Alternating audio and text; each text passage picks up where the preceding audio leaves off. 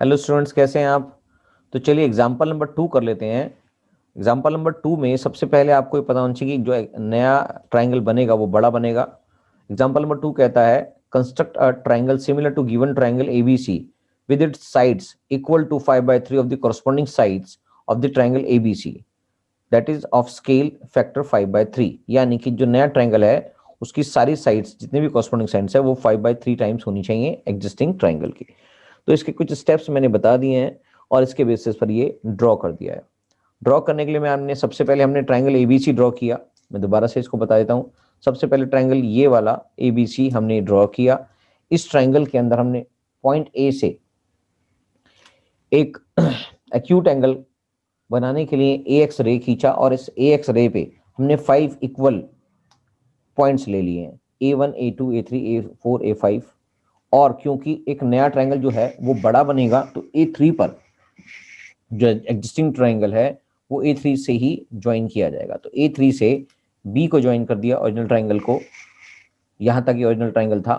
और इस B को ज्वाइन करने के बाद आपने A5 पर जाकर A3 के पैरेलल A5 से एक लाइन खींची जो B डैश पर, जो हम AB को प्रोड्यूस करेंगे, B डैश पर इंटरसेक्ट करेगी।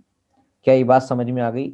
इसके पैरेलल लाइन खींचने के लिए आपको एंगल B A3 एंगल को मेजर करना पड़ेगा। उसको मेजर करने के लिए आपको मैंने तरीका पहले भी जो हमने लाइन को इंटरसेक्ट करने के लिए बनाई गई थी, लाइन को रेशियो में डिवाइड करने के लिए बनाई गई थी, इस तरह से ही हम इंटरसेक्ट करेंगे, मतलब उसको बनाएंगे। तो बेसिकली A3 से क्या करेंगे आप, एक आर्क लगाएंगे ऐसे।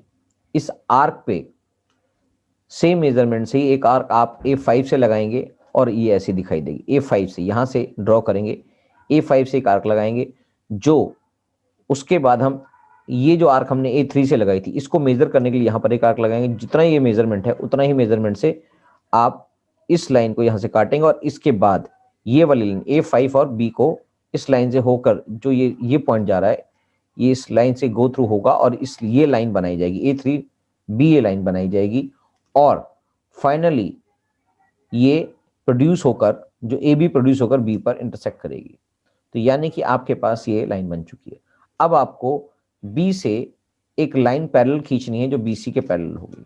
तो आपने BC के पैरेलल लाइन खींचने के लिए एंगल B को मेजर करना पड़ेगा। तो एंगल B पर पॉइंटर रखकर आप एक आर्क लगाएंगे और यहां पर भी B डैश से भी एक आर्क लगाएंगे। तो आप ये देखेंगे कि उसके बाद इस पॉइंट से लेकर इस पॉइंट पर इसका मेजरमेंट हो जाएगा और आप इस पॉइंट से रखकर एक आर्क और लगा देंगे जिससे इसका मेजरमेंट के बराबर, और यहां से एक लाइन ज्वाइन कर देंगे आगे, जो AC लाइन आगे प्रोड्यूस करने पर यहां पर इसको इंटरसेक्ट करेगी। यानी कि BC B dash C dash parallel खींचेंगे BC के। क्या बात समझ में आ गई। उसके बाद जो रिक्वायर्ड ट्राइंगल होगा वो होगा A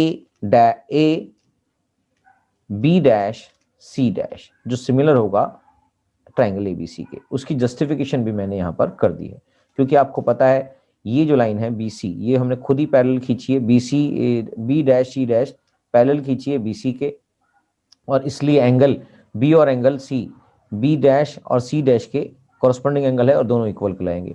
तो दो जब एंगल इक्वल होते हैं तो डबल ए सिमिलरिटी क्राइटेरिया से वो सिमिलर बन जाते हैं और इसलिए ये वाली इक्वेशन आ जाएगी। यानी कि जो उनकी रेशियोज हैं प्रोपोर्शन में होंगी, C dash A CA, C dash B dash CB और A B डैश अपॉन में AB इक्वल्स टू 5/3। तो हमने इसको जस्टिफाई कर दिया। क्या बात समझ में आ गई। तो ये क्वेश्चन आप कर लेंगे, ज़्यादा मुश्किल नहीं है। मैंने इसको जैसे आपको स्मॉल ट्राइंगल बनाना सिखाया था वैसे ही है, बस इसके अंदर ट्राइंगल बड़ा बनेगा और वो आगे से बनेगा। तो चलिए अब एक्सरसाइज 11.1 कर लेते हैं इसके बाद।